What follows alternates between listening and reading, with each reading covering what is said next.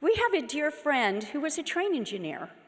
One day while he was driving a train on his route, he spotted a car stopped on the track ahead of him. He quickly realized that the car was stuck and unable to cross the track. He immediately put the train in emergency mode, which engaged the brakes on each boxcar that extended 3/4 of a mile behind the engine, carrying a load of 6,500 tons. There was no physical chance that the train would be able to stop before it hit the car, which it did. Fortunately for the people in the car, they heard the warning of the train whistle and escaped from the car before the impact. As the engineer spoke with the investigating police officer, an angry woman approached them. She shouted that she had seen the whole incident and then testified that the engineer did not even try to swerve out of the way to miss the car.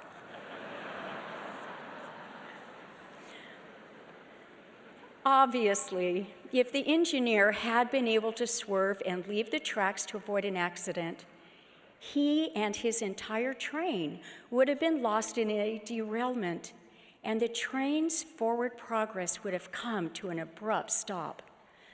Fortunately for him, the rails of the tracks on which his train ran kept the wheels of the train snugly moving towards its destination, regardless of the obstacle in his way.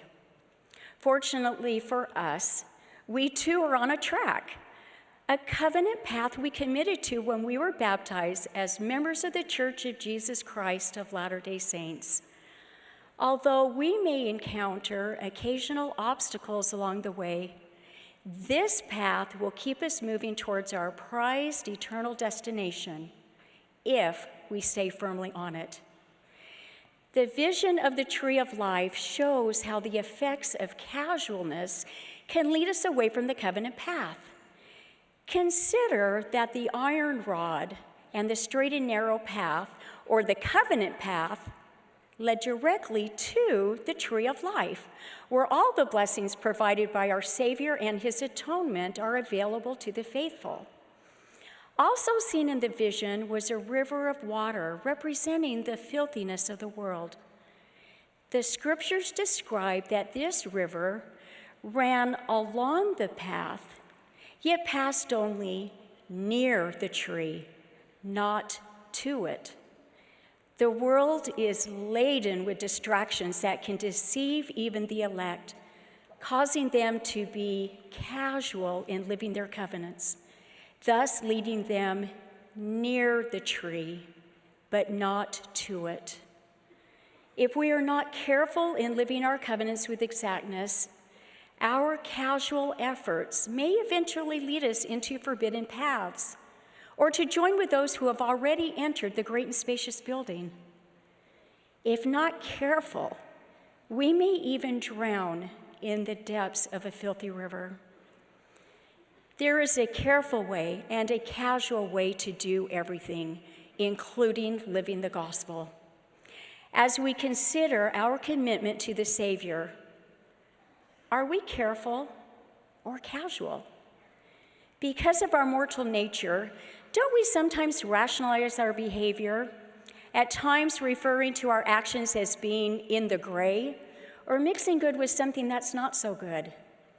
Anytime we say, however, except, or but, when it applies to following the counsels of our prophet leaders or living the gospel carefully, we are in fact saying, that counsel does not apply to me. We can rationalize all we want, but the fact is, there is not a right way to do the wrong thing. The youth theme for 2019 is taken from John 14, verse 15, where the Lord instructs, "If ye love me, keep my commandments." If we love him as we claim, can't we show that love by being a little more careful in living his commandments? Being careful in living the gospel does not necessarily mean being formal or stuffy.